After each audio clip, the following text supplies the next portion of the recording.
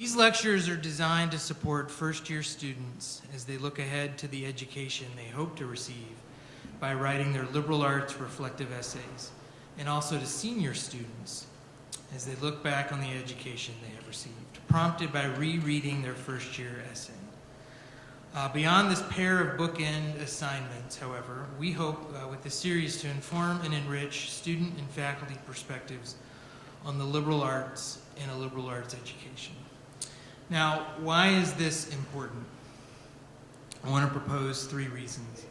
1, on a practical level, this is why you're here. Students, you chose to pursue a liberal arts education. You are not at a large research university, a small state school, or a community college. And the same is true for faculty and staff. All of you in this room have chosen to be part of a liberal arts education. Therefore, arguably, you should be very interested in what the liberal arts means. Second, as a value judgment, I believe that the liberal arts are the best way to meet the aim of becoming fully human, free to doubt, imagine, think, learn. In other words, this is the education that will liberate you to live into the fullness of who you are, of who God created you to be, and of what you are capable of achieving. Third, as a Christian, I believe that God calls us to the liberal arts in order to live out the great commandment, to love the Lord my God with all my heart, soul, mind, and strength, and to love my neighbor as myself. How can I do this if I have not fully developed my mind, if I have not critically examined my heart and my soul, or if I do not fully understand my strengths? How can I love my neighbor if I cannot learn anything about her, if I am incapable of empathy, or if I cannot understand the breadth and depth of what it means to love someone and to be loved? God wants you to study the liberal arts.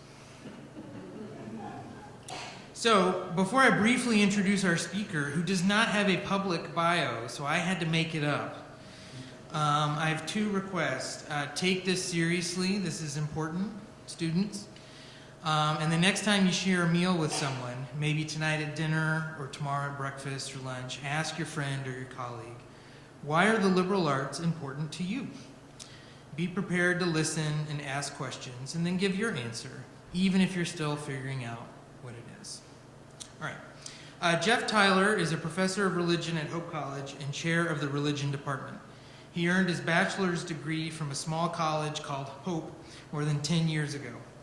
He then earned, it's true. He then earned an MDiv from Western Theological Seminary and a PhD from the University of Arizona before returning to Hope College as a professor.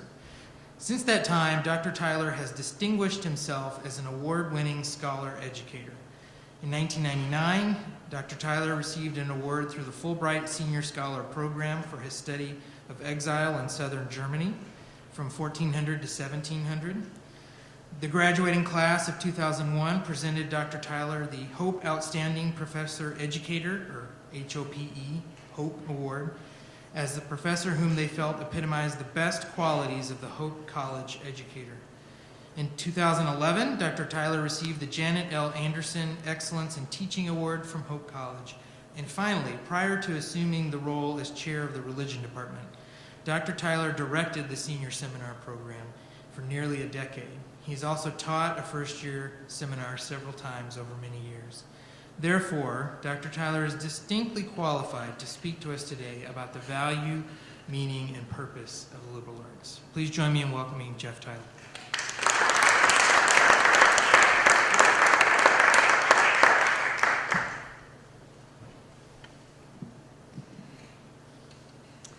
Well, thanks everybody for coming out this afternoon and getting out of the heat and joining me today.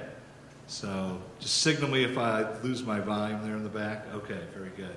So I bet it happens on most every break from college. Sophomores, juniors, seniors, you know it. First years, you are about to find out.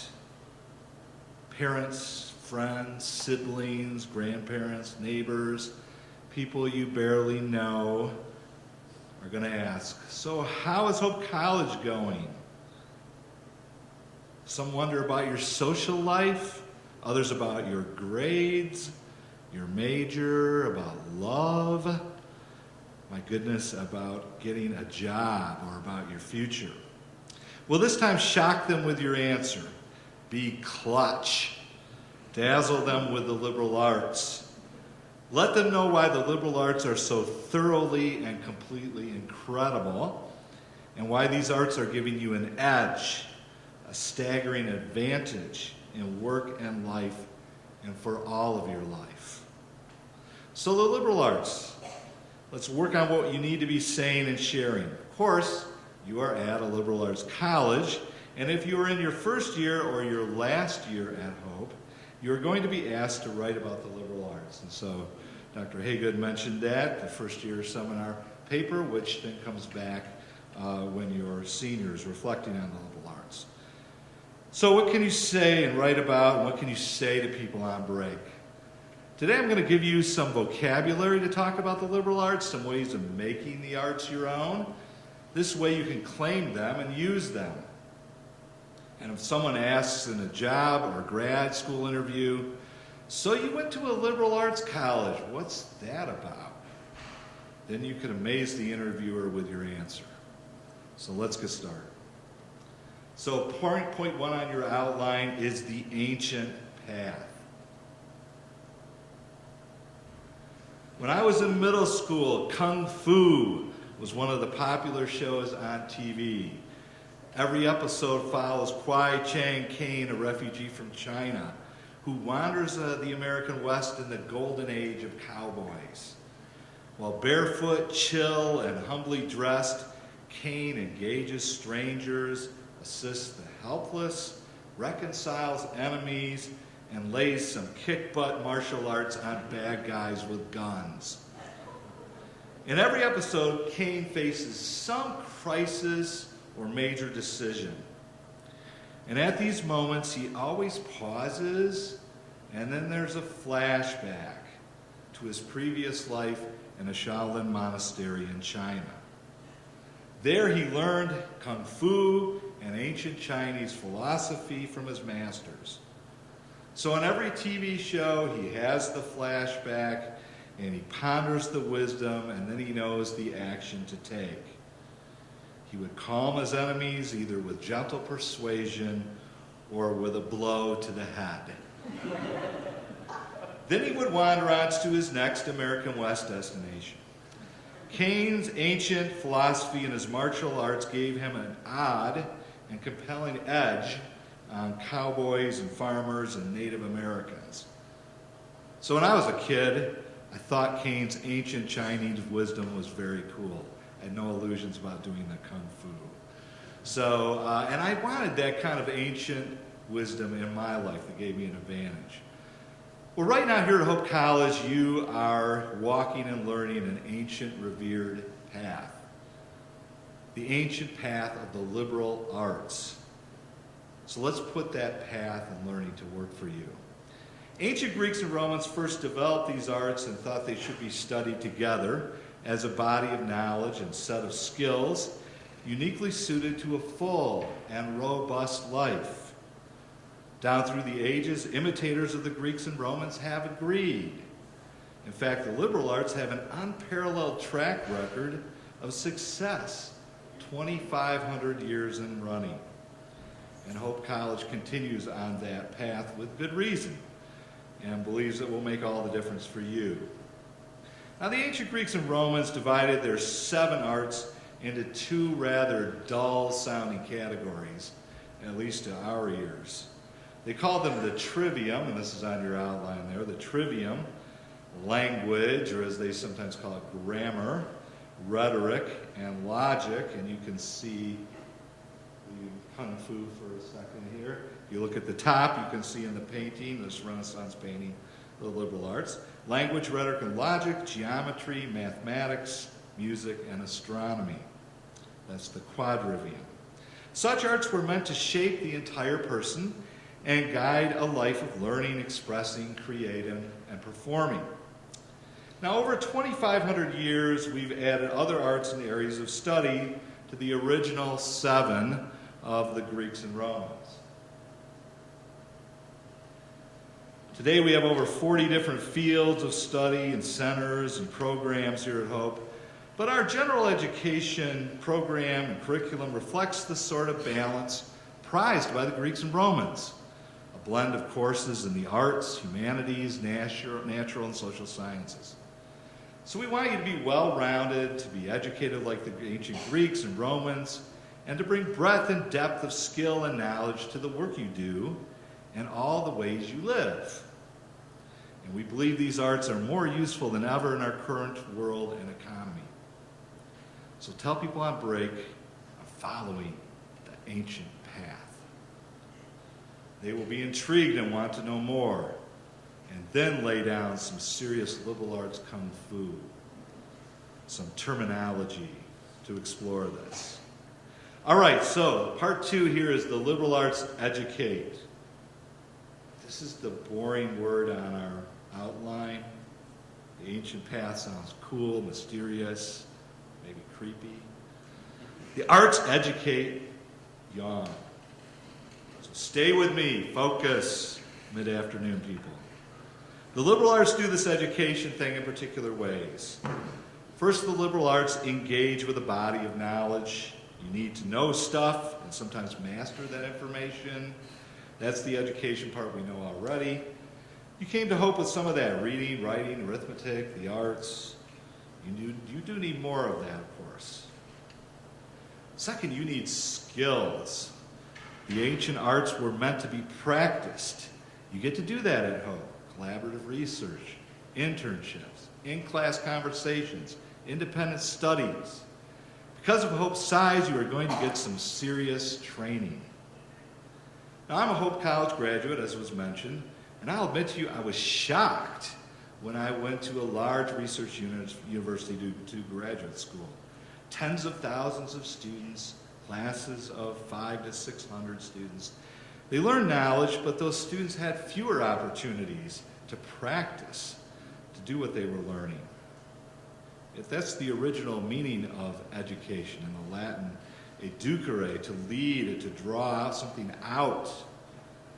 We do that. We draw out the learning and skills and practice and draw them out in you. So a third reason under education is the liberal arts is interactive. You get mentored in the liberal arts.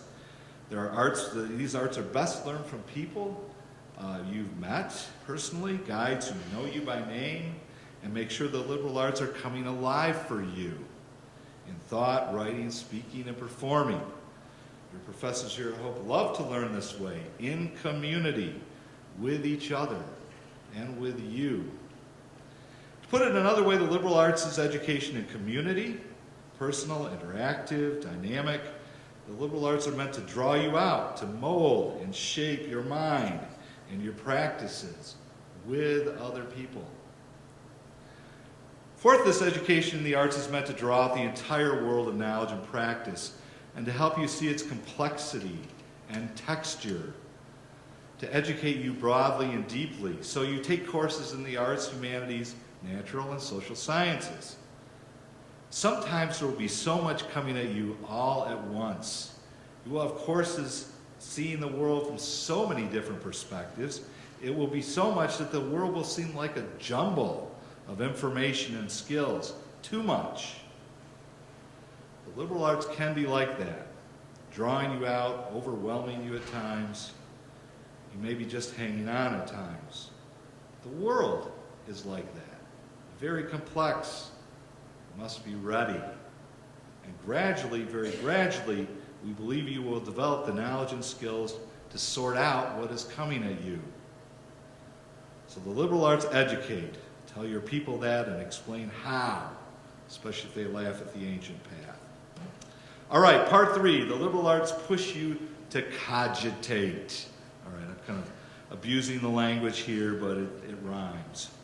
So when you are on break, tell your people you are learning how to cogitate. We can be briefer with this term. The liberal arts not only teach you how to think, but so many ways to think, ponder, consider, reflect, examine, measure, analyze, conceive, understand, imagine, estimate, and create. Everybody get all those down? Just make sure. Leon Kass describes the cogitation, this sort of cogitation, as thoughtfulness. He tells us that such thinking has its origins in efforts to understand our experience. Its most ordinary beginnings are in wonder and complexity, he says. We are puzzled. We don't understand.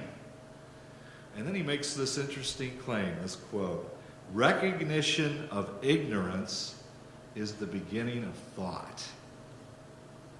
So you're not thinking really until you recognize something you don't understand or don't know.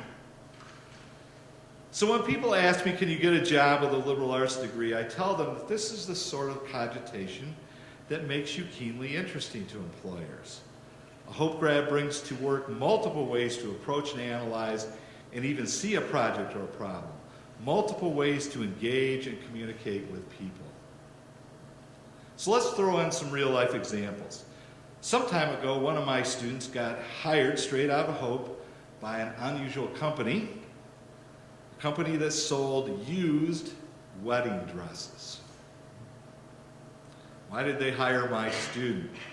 They liked her religion major, meant she could relate to people and their dreams and hopes, and it would be an interesting group of people who were either selling their wedding dress, for whatever reason that might be, or buying a used one, whatever reason that might be. They liked her sensitivity to people.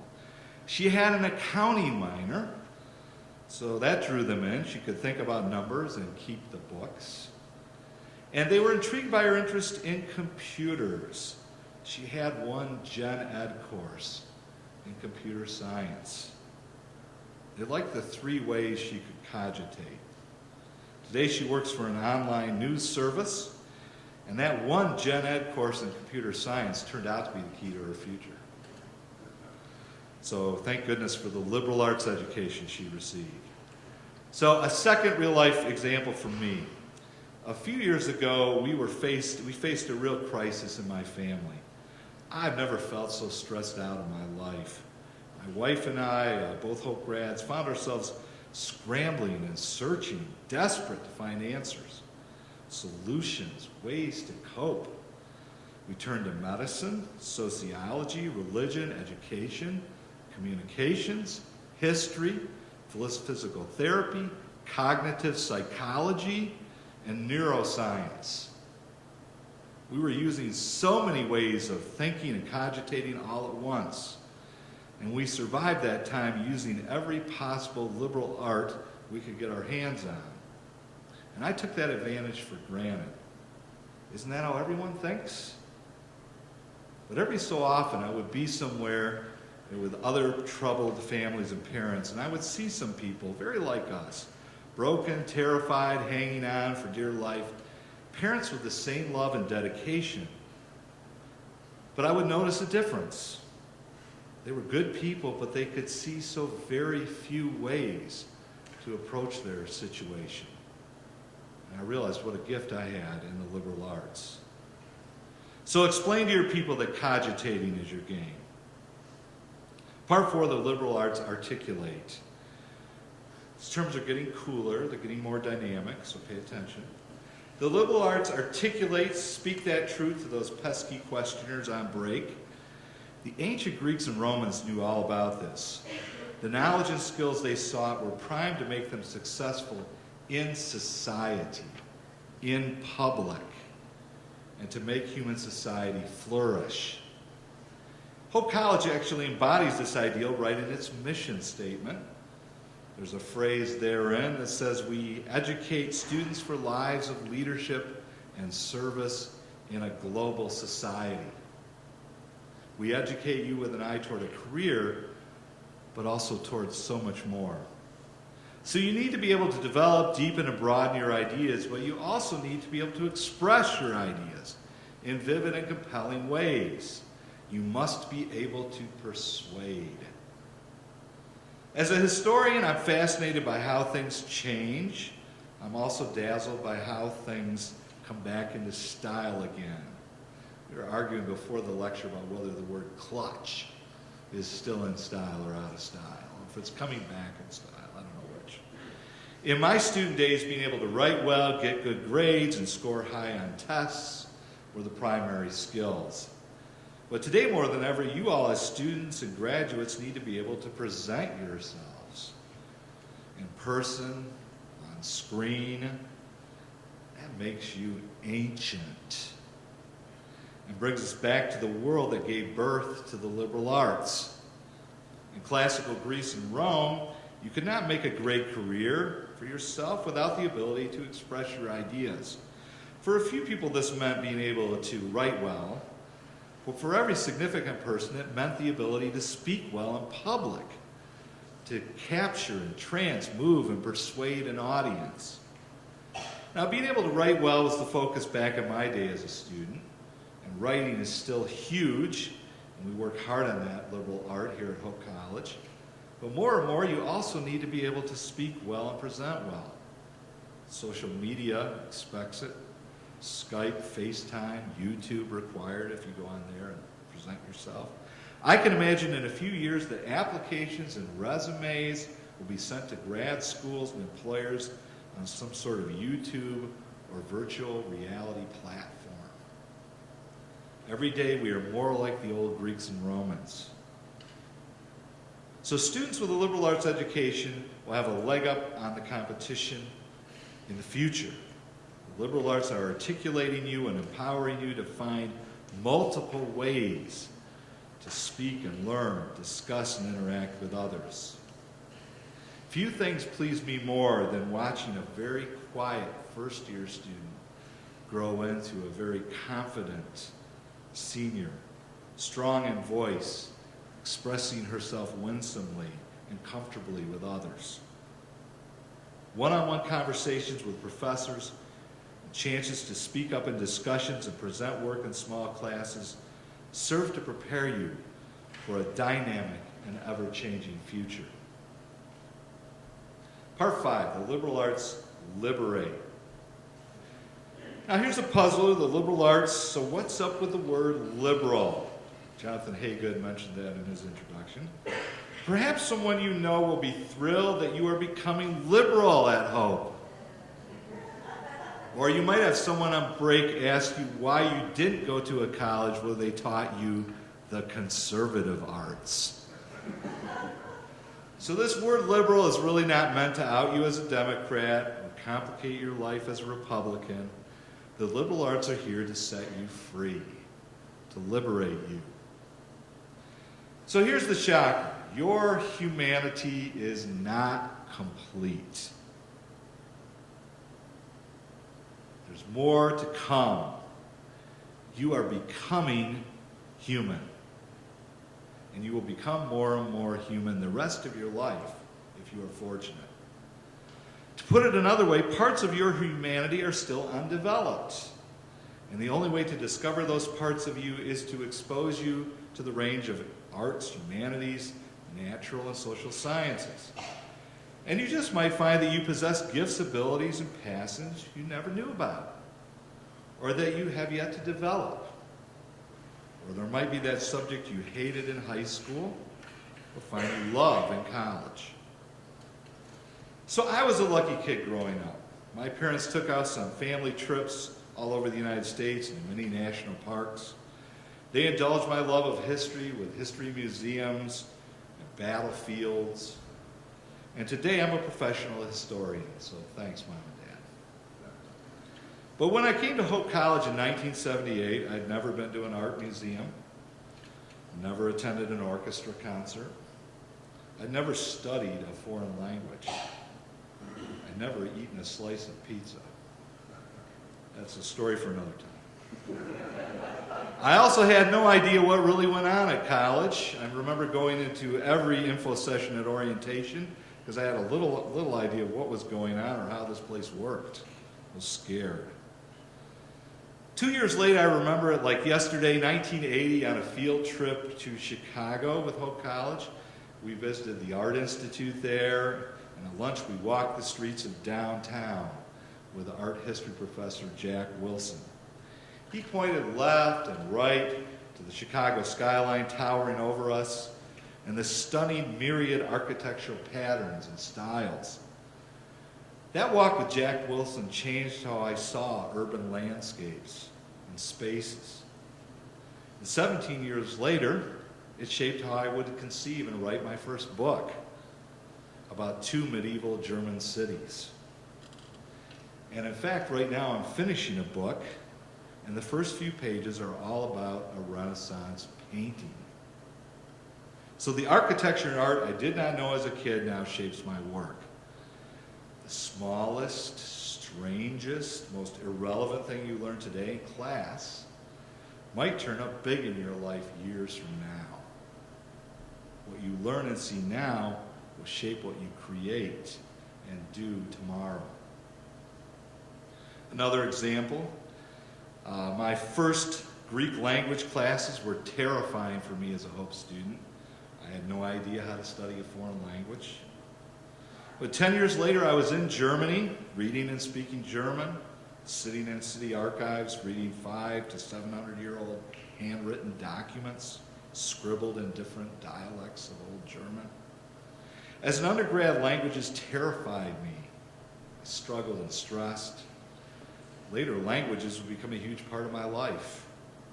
The liberal arts made me acquire competencies and skills I did not want, but would desperately need in the future and would grow to love. And the kid who knew nothing of what college is about, he's here before you as a college professor.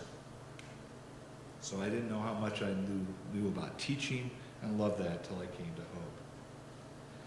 And I just learned that I wanted to teach and learn with other students and to grow and develop together with them, to liberate our humanity together.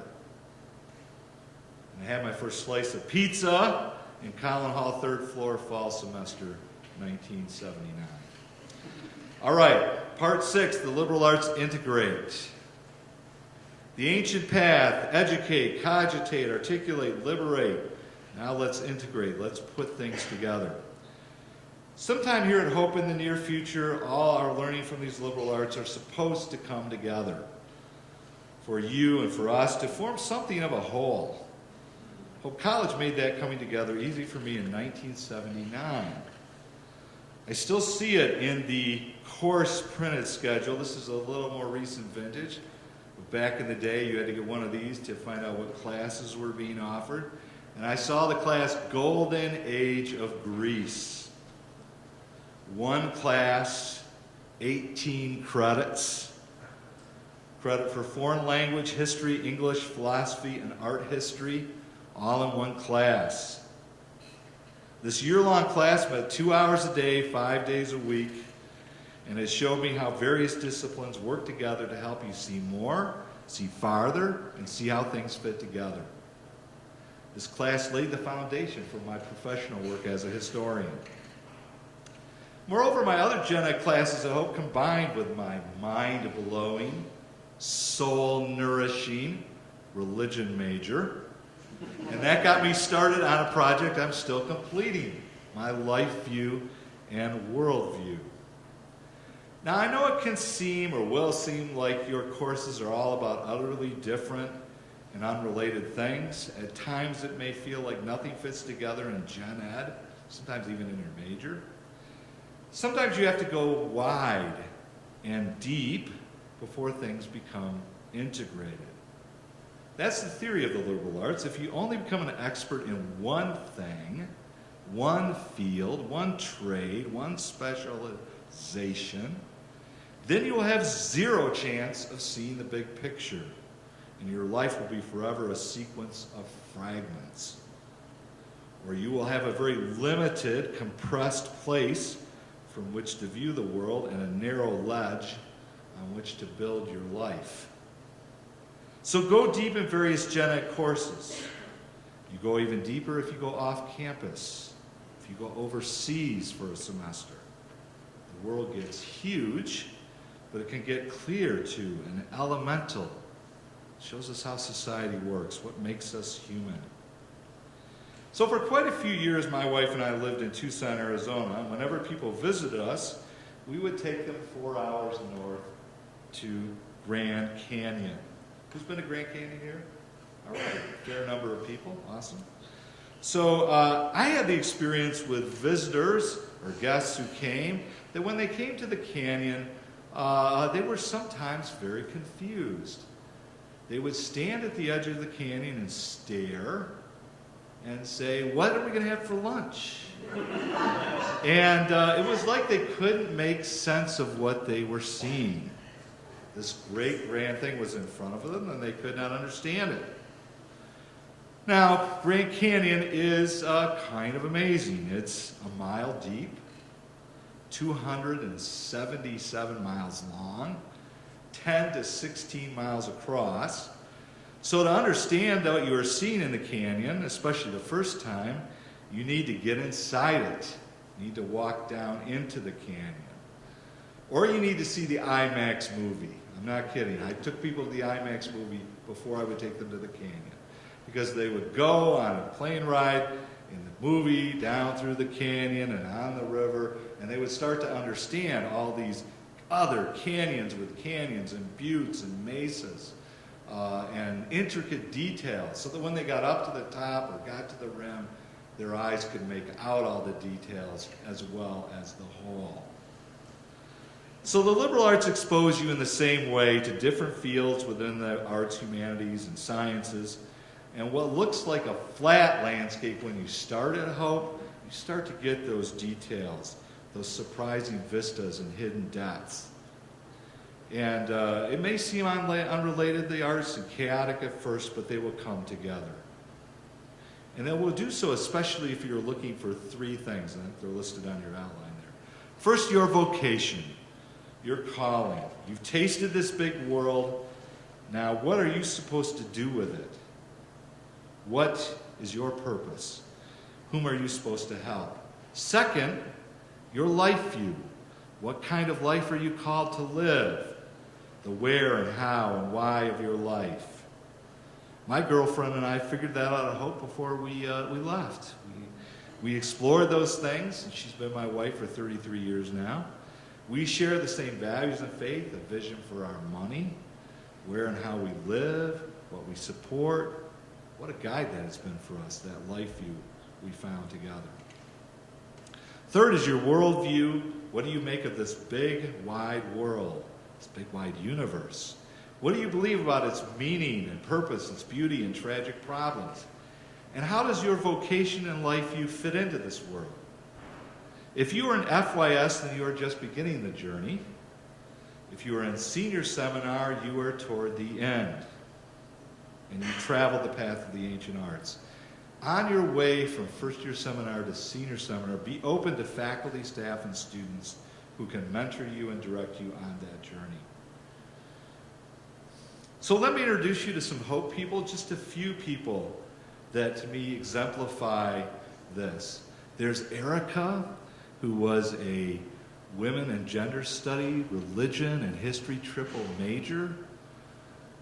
She was a student who tried to stay ahead of her courses by getting her homework done 1 to 2 weeks in advance, so she could pursue her own research projects while at Hope. She was picked up by CNN, who hired her as a researcher. Her vision and desire to learn bounced right into a job. There's Kathleen, a liberal arts phenom at Hope, a triple major in French, dance, and pre-med. Kathleen was a brilliant student, gifted dancer, and a woman of deep faith. And so much fun. Her laugh still rings in my ears. She took a semester abroad in France. And Kathleen graduated from Hope Medical School's fought over her. And today she's an MD, specializing in treating sports injuries, especially dance-related injuries. So all her interests came together at Hope and have shaped how she lives. There's Seth and Stephanie Copperdale above me. They were religion and social work majors when at Hope College, but right now they pastor a church in New Jersey, near New York City. They started their ministry in the weeks before 9/11, before the towers came down. They've been preaching the gospel and caring for the needy and hurting people ever since. Their church becomes family to foster kids, turning adults, supports military vets struggling to settle back into their community, welcomes poor people to their church kitchen for job training, shelters immigrants facing deportation. Today, Seth is fed up with politics in his state, so he's running for governor of New Jersey. And you can see his campaign slogan there behind me, echoing his Christian faith, "The last are first." The people most in need are the people who come first in his campaign. Vocation, Lifeview, Worldview, all coming together. Or how about one of Hope's revered alumni? You've probably seen his picture around campus. A.J. Musty, one of the most influential peace activists of the 20th century. You might be sitting in his chair. He was once a student here in the early 20th century, and this auditorium was the chapel. And chapel was mandatory. So Musty was here, and a famous Hope graduate who found his vocation. Anyway, there are many more, and we look forward to learning your stories in the future as you go forward. Part 7, last one, the liberal arts illuminate. Maybe you've been thinking this by now. Isn't the speaker a religion professor? What a loser. No word about religion or God? I got it. So it's fall 1978. I'm in my room in Swamer Hall. You've never heard of it, I'm sure, Swamer Hall. Well, they tore it down after my freshman year. That's another story. But I'm in my freshman dorm room, and I'm writing really primitive but very earnest poetry. It's all about how I'm going to keep my simple Christian faith, how I'm not going to let this academic college stuff mess with my love for Jesus. You see, I'd grown up in a marvelous public school system, but in my school you had to keep your faith to yourself. Teachers were not very friendly when religion came up. So I spent most of grades 7 to 12 trying to keep my education from polluting and warping my faith. I loved to learn, but I did not trust human learning. I wanted to keep that secular, godless poison out of my faith. So I wrote a poem. I'm not going to quote it here. Hope college was not going to ruin me. That's what I versed and rhymed. My simple faith would rule and keep me safe. But little did I know I was already changing in my first few months at Hope. The liberal arts were out to get me. You see, that change in me had already occurred 2,000 years before. Early Christians came to believe that the liberal arts are God's greatest gift to humanity, or one of God's great gifts to humanity, delivered through the Greeks and Romans. They also believed that Christian faith could infuse light, energize, and unfold the liberal arts, bring them to their glorious maturation and fulfillment. And that's part of our project at Hope. Christian faith can illuminate and bedazzle your exploration of the arts, humanities, and sciences. In fact, the ancient Christian theologian, Justin the Martyr, some of you just read him in class, proclaimed that Christ is the very word, the very pattern and matrix at the heart of every form of science, performance, and knowledge. Where truth is found, Christ is there. But there's more. Justin said, we know this word. Beneath and within all things, this Jesus the Christ, the Word, is God in the flesh, come to bring salvation. The Word is Jesus the Christ made personal to us. So when Christian faith illuminates the liberal arts, all things become new, and the human quest for knowledge and discovery can accelerate. That's the truth I discovered at Hope. And that truth healed my soul.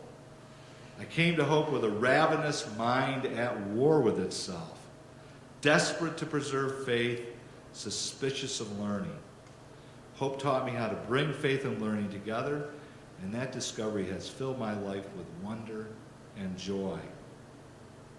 So the liberal arts educate, cogitate, liberate, integrate to their fullest when the divine light of grace illuminates learning, research, and performance.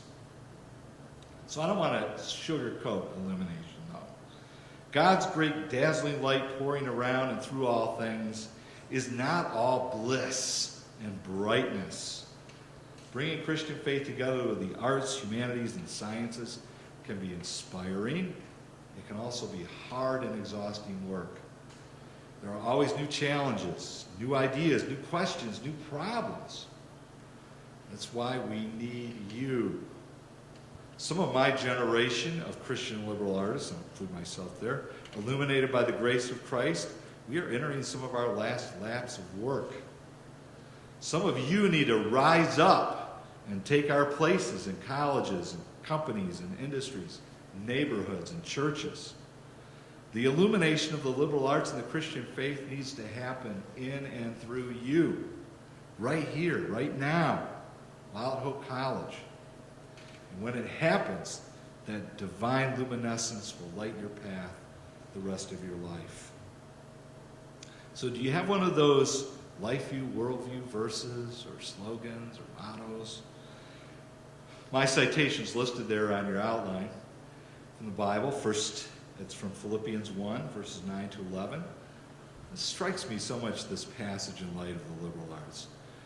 The Apostle Paul, that ancient Christian, writes, "It is my prayer that your love may abound more and more." May abound more and more. That's a lot. And then comes the next phrase, which is kind of a surprise. Your love may abound more and more with knowledge and with discernment. Now we're to thinking and knowing, expressing, so that you may approve what is excellent. Also, noble goal of the liberal arts, to be excellent in all things, and may be pure and blameless for the day of Christ. So this is my desire for my students, a liberal arts education illuminated with the grace and glory of God. All right, to finish up here. The liberal arts these days are your job, but someday they will help you get a job. Mark Roche, in his book, Why Choose the Liberal Arts, puts it this way: the record is clear. In pursuing the liberal arts, students develop capacities that allow them to excel in any endeavor. And the best firms and companies know of these capacities and value them. As Roche notes, the liberal arts prepare you for positions available now, and I think this very interesting phrase here at the end. He says, quote, "and for those that have yet to be invented or discovered." There are jobs out there just coming into being, and you'll have the skills and knowledge to go after those. So when they ask you on fall break what's going on at Hope College, be clutch. Tell them about the ancient path. Tell them what the liberal arts do, how they educate, cogitate, articulate, liberate, integrate, and illuminate. Tell them there is no better education for your career, your life, and your very soul. Tell them. And thanks for listening and for coming to Hope College.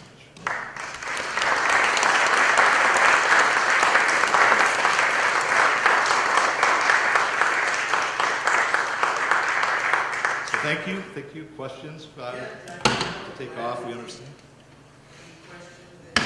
Comments, disagreements? Katie. Provost. George Thompson. We've been in a series of conversations about strategy and the enrollment management plan, that sort of thing. There are a lot of big research-on institutions who position themselves in ways that they claim that they have expertise in the liberal arts, and are actually coming into sort of full competition with some of the liberal arts institutions. Any thoughts about not just the Christian piece, but about our niche here and how we can refute those arguments? Because of course we're not just liberal arts, and I used to be at a research-on institution that would claim some of these things too, and I would argue falsely, if I'm honest with you, but we claimed it all the same because we were competing, right? So any thoughts about this place, and aside from the Christian distinctive, other elements that when you think about all the things we've talked about today, how we start to really hone in on the liberal arts that we offer at Hope and how we are distinct from the institutions? Yeah, so the question is, that universities are claiming that they do similar things at large universities. So obviously scale is one that we, more personal, more direct, more opportunities to practice some of the things I mentioned. It's interesting. I went to a very high-powered doctoral program out of Hope and Seminary, and I was kind of overwhelmed by the people who were there from all over the country, all over the world, people who come from big universities, who seemed more savvy than I was. And I remember we got to the end of our program, and we were having lunch one day, and we were talking about applying for jobs, and they were asking me a lot of really direct questions about where I was applying and what my plans were, and they just kept going and going, and as I pressed them, they were kind of nervous about me. And I don't think it's because they thought I was smarter than they were, but I think they thought I had certain skills from my liberal arts education that made me better interpersonally, that made me better in interviews, that made me a better writer and speaker than quite a few of them. And so back to those skills that you develop here. I think the other thing that I see from people in the area here is that, so you're exploring the liberal arts. I've already had students come visit my office about the religion major and minor, which is cool, who are freshmen. But students change their mind here. And we really work hard with students when they change their mind, when they feel that calling come from a new place, to work with them to make that happen as quickly and efficiently as possible. And so you have students who here are 4 years, 4.5 years, 5 years maybe. The other schools, they're at 6, 7 years at a large research university, switching very slowly. And they end up spending more money and spending years of their lives switching. So I think we're also able to adapt with students as they grow and explore. So. Yes. And just when you talked about having like a community that kind of encourages following your passions and changing your mind, that it just makes you more well-rounded. And how do you intentionality for that when you are out of the dead or and you might not Yeah, so the question is, how do you find what you had at college, this kind of environment? I don't know to what degree social media does that. I'm only on LinkedIn, true confessions here, not on any other platform. I think, for me, the answer is the church. The church is an obvious place to meet people and find community like that. Create community, create reading groups, create fellow employees that get together and share and read and explore and watch movies. I think that's probably what I would suggest. Do you have ideas about what you think you're going to do to simulate college outside of college? I'd say I'm like in the brainstorming phase. We're not the best people to Yeah. Yeah, we never lied.